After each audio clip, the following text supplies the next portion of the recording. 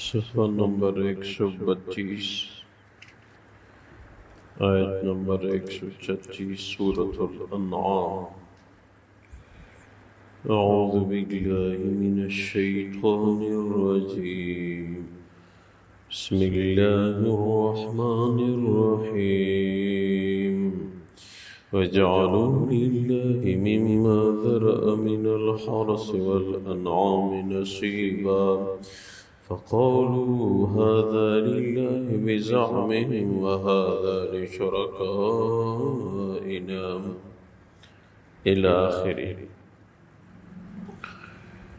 اللہ تبارک و تعالی فرماتے ہیں وَجَعَلُوا لِلَّهِ مِمَّا ذَرَأَ مِنَ الْحَرْثِ وَالْأَنْعَامِ نَصِيبًا۔ مشرکین اللہ کے لیے اس میں سے جو کچھ اللہ نے پیدا فرمایا ہے فصلوں میں اور جانوروں میں ایک حصہ مقرر کرتے ہیں۔ فَقَالُوا هَذَا لِلَّهِ بِزَعْمِهِمْ وَهَذَا لِشُرَكَائِنَا، اور پھر کہتے ہیں کہ یہ حصہ اللہ کا اور یہ حصہ ہمارے شرکاء یعنی معبودوں کا ہے۔ اپنے گمان میں یہ کرتے تھے فَمَا كَانَ لِشُرَكَائِهِمْ فَلَا يَصِلُ إِلَى اللَّهِ، جو حصہ اپنے باطل معبود شرکاء کے لیے مقرر کرتے وہ اللہ کی ذات کے حصے میں کبھی نہیں ملاتے تھے۔ وَمَا كَانَ لِلَّهِ فَهُوَ يَصِلُ إِلَى شُرَكَائِهِمْ، اور جو کچھ اللہ کے لیے مختص کرتے وہ اپنے شرکاء باطل معبودوں کے حصے میں ملا لیتے۔ سَاءَ مَا يَحْكُمُونَ، برا یہ فیصلہ ہے جو یہ مشرکین کرتے ہیں۔ وَكَذَلِكَ زَيَّنَ لِكَثِيرٍ مِّنَ الْمُشْرِكِينَ قَتْلَ أَوْلَادِهِمْ شُرَكَاؤُهُمْ، اسی طرح مشرکین کے لیے ان کے باطل معبودوں نے ان کی اولاد کو قتل کرنا مزین کر دیا تھا۔ لِيُرْدُوهُمْ، تاکہ یہ ہلاک ہو جائیں، وَلِيَلْبِسُوا عَلَيْهِمْ دِينَهُمْ، ان پہ ان کا دین مشتبہ ہو جائے۔ وَلَوْ شَاءَ اللَّهُ مَا فَعَلُوهُ، اگر اللہ قوتاً چاہتے تو یہ مذکورہ جرائم نہ کر سکتے۔ فَذَرْهُمْ وَمَا يَفْتَرُونَ، ان کو چھوڑ دو اپنے ان اعمال میں اور باطل من گڑت باتوں میں۔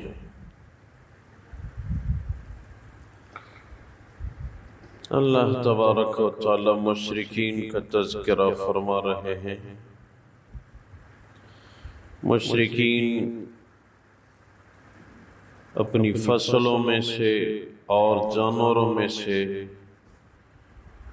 دو حصے مخصوص کرتے تھے، ایک حصہ اللہ کی ذات کے لیے اور ایک حصہ اپنے بتوں کے لیے۔ تو جو حصہ اللہ کی ذات کے لیے مختص ہوتا اس میں سے کچھ اپنے باطل معبودوں کے حصے میں ملا لیتے تھے اور کہتے تھے کہ اللہ محتاج نہیں ہے اور ہمارے یہ معبود محتاج ہیں، اس لیے اگر اللہ کا حصہ ان میں ڈالا جائے تو کوئی حرج نہیں، اور جو حصہ اپنے بتوں کے نام رکھتے تھے اس میں سے کچھ بھی اللہ کے حصے میں نہیں ملاتے تھے۔ تو ان کے متعلق یہ آیت نازل ہوئی اور اس میں ان کا تذکرہ ہوا، اور یہ بھی ان کا عقیدہ تھا کہ اپنی بچیوں کو زندہ درگور کرنا یہ ہمارے بتوں کی خوشی کا ذریعہ ہے۔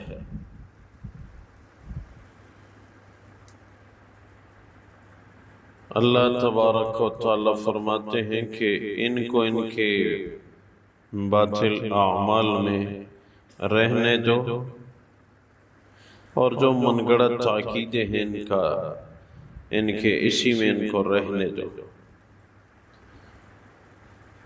یہ دراصل ان کے لیے تحدید ذکر ہے کہ اللہ کا رسول سمجھا رہا ہے، قرآن نازل ہو رہا ہے، جبریل امین آتا جاتا ہے، صحابہ کرام قرآن پہ عمل کر رہے ہیں، پھر بھی یہ لوگ عمل نہیں کرتے، بس ان کو چھوڑ دو۔ تہدید اور دھمکی ہے کہ ان کو چھوڑ دو، اپنے اعمال میں نہیں رکتے، بس کرنے دو۔ اور جب اللہ نے ان کو سیدھا راستہ دکھایا ہے، یہ پھر بھی اس راستے پہ نہیں آتے۔ اللہ اگر قوتاً چاہتے تو ان کے اس جرم سے تو روک سکتے، اللہ کے قبضے میں ہیں ان کے اجسام، مگر یہ ان کو استدراج ہے کہ جرائم جتنے کر سکتے ہو کرو، اللہ سے تم نجات نہیں پا سکتے۔ جتنا بڑا مجرم ہوتا ہے، اللہ کی طرف سے ان کو ڈھیل بھی زیادہ دی جاتی ہے، اور پھر پکڑ بھی ان کی بڑی مثالی ہوتی ہے۔ اور مشرکین اسی کو کہ یہ بتوں کے نام حصہ، اسی کو اپنے کاروبار، معاملات، معیشت کی ترقی کا ذریعہ سمجھتے تھے۔ شریعت میں صدقات تو مال کی ترقی کا ذریعہ ضرور ہے، لیکن بتوں کے نام، بت خود ہی باطل ہیں، تو ان کے نام کچھ مقرر کرنا یہ جرم ہی جرم ہے۔ مشکات شریف کی حدیث ہے، حضور اقدس صلی اللہ علیہ وسلم کی مبارک ذات نے ارشاد فرمایا کہ بنی اسرائیل میں ایک آدمی تھا،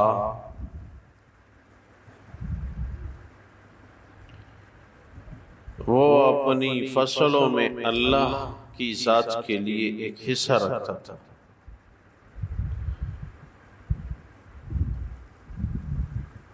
تو ایک آدمی وہ صحرا میں گزر رہا تھا، تو اوپر سے آواز آئی بادلوں کے لیے کہ فلاں علاقے میں ایک آدمی کا باغ ہے، اس کے لیے یہاں پہ بارش برسا دو۔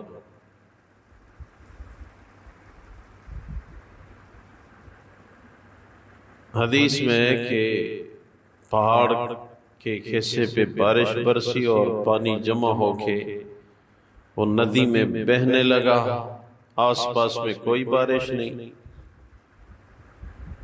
یہ جو بندہ اس صحرا سے گزر رہا تھا آدمی، اس نے یہ آواز سنی اوپر سے، اور پھر بارش ہوئی اور پانی اسی ندی میں بہنے لگا، تو یہ آدمی اس کے پیچھے ہو گیا کہ یہ پانی کہاں جا رہا ہے۔ پانی جا کے ایک باغ پہ ختم ہو رہا ہے، وہاں ایک آدمی ہے، اس کے ہاتھ میں بیلچا ہے اور پانی کو سنبھال رہا ہے، اپنی کھیتی کو سیراب کر رہا ہے۔ اس سے پوچھا کہ آپ کا کیا نام ہے؟ اس نے وہی نام بتایا جو کہ بادلوں کو حکم کے وقت نام بتایا گیا تھا کہ فلاں کی فصل کے لیے فلاں علاقے پہ بارش برسا دے۔ تو اس آدمی نے اس سے پوچھا کہ ایسے میں نے آپ کا نام ادھر بھی سنا اور ادھر پھر بارش ہوئی اور پانی سیدھا آپ کے باغ میں آ رہا ہے، دائیں بائیں ارد گرد کوئی بارش نہیں، کہت ہے، فصلیں کس کی نہیں ہو رہی، یا آپ کی فصل کے لیے آسمان سے غیبی انتظام ہونا، اس پہ میں حیران ہوں کہ کیوں ہوا، اور آپ کا نام لے کے بادلوں سے کہا گیا، یہ کیسے ہوا؟ آپ کا کوئی خاص عمل ضرور ہے جس کی وجہ سے آپ کی فصل ہو رہی ہے اس قحط کے زمانے میں۔ تو اس نے کہا کہ اور تو کوئی خاص عمل نہیں، لیکن جو بھی فصل نکل آتی ہے زمین سے، جتنی آمدنی ہو جاتی ہے تو میں اس کے 3 حصے بنا لیتا ہوں، ایک حصہ اپنے اہل و عیال کے لیے، ایک حصہ یتیم مسکین فقراء اللہ کی رضا میں خرچ کرتا ہوں، اور ایک حصہ اسی کھیتی پہ دوبارہ خرچ کرتا ہوں۔ بس میری تو زندگی بھر کا یہی معمول ہے کہ کمائی 3 حصوں میں تقسیم کرتا ہوں۔ شاید اسی عمل کی وجہ سے اللہ کی رضا حاصل ہوئی ہو اور میری مدد کی جا رہی ہے۔ تو اس نے کہا بس یہی وجہ ہے۔ تو اللہ کی رضا کے ذرائع میں سے صدقہ بھی ایک بہترین ذریعہ ہے، لیکن اللہ کی ذات کے لیے صدقہ ہو، اللہ کو خوش کرنے کے لیے ہو، اس میں اللہ کی رضا مقصود ہو، پھر اللہ تبارک و تعالی عنایت فرماتے ہیں۔ اور کچھ باطل انداز سے آج بھی بعض علاقوں میں وہ فلاں جگہ فلاں کی قبر ہے اور اس کے نام یہ بکرا جا کے ذبح کرو، یہ غیر شرعی ہے۔ اللہ کے نام پہ ذبح کرو۔ بلکہ اکابر علماء تو فرماتے ہیں کہ یہ بھی شرک کی ایک قسم ہے کہ اللہ کے نام کے بجائے فلاں بابا فلاں زیارت کے نام یہ بکرا، یہ شریعت کی روح سے درست نہیں ہے۔ اپنے ہر کام کو شریعت کے مطابق ہم رکھیں تو اس کا بہت بڑا اجر ہوتا ہے۔ تو اللہ تبارک و تعالی مشرکین کا تذکرہ فرماتے ہیں، وَجَعَلُوا لِلَّهِ مِمَّا ذَرَأَ مِنَ الْحَرْثِ وَالْأَنْعَامِ نَصِيبًا، مشرکین اللہ کے لیے اسی میں سے جو فصلیں اور جانور اللہ نے عنایت فرما دی ہوں ان میں سے حصہ رکھتے ہیں۔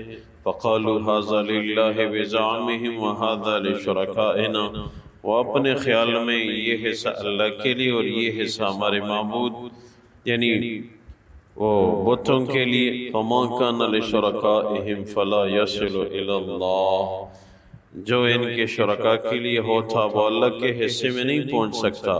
وَمَا كَانَ لِلَّهِ فَهُوَ يَصِلُ إِلَى شُرَكَائِهِمْ، جو اللہ کے لیے مختص ہوتا وہ ان کے معبودوں کے حصے میں جا سکتا تھا۔ سَاءَ مَا يَحْكُمُونَ، یہ ان کا بڑا برا فیصلہ ہے۔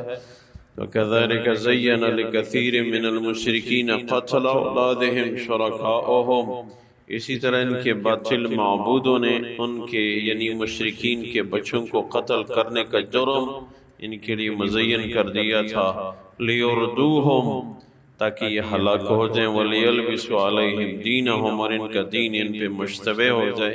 وَلَوْ شَاءَ اللَّهُ مَا فَعَلُوهُ، اگر اللہ قوتاً چاہتے تو یہ سب یہ جرم نہ کرتے۔ فَذَرْهُمْ وَمَا يَفْتَرُونَ، مگر ان کو چھوڑ دو ان کے جرائم میں اور ان کی من گڑت باتوں میں۔ اے اللہ برکتوں کا نزول فرما، اعمال صالحہ کی توفیق عنایت فرما، اپنی رضا کے فیصلے فرما، ہماری نصرت فرما۔ اے اللہ اعمال صالحہ کی توفیق عنایت فرما، ہمارے عقائد قرآن حدیث کے مطابق بنا۔ اے اللہ ہمارے اعمال میں اخلاص کی توفیق نصیب فرما، قبول فرما۔ اے اللہ حرمین شریفین کے دروازے امت کے لیے کھول دے۔ اے اللہ دوسرا سال ہے حج نہ ہونے کے برابر ہے، امت کے نیک لوگ پریشان ہیں۔ اے اللہ اپنی رضا کے فیصلے فرما کے اے اللہ حضور اقدس صلی اللہ علیہ وسلم کی مبارک ذات کی امت ہے، یا اللہ اس امت کے لیے حرمین شریفین کے دروازے کھول دے۔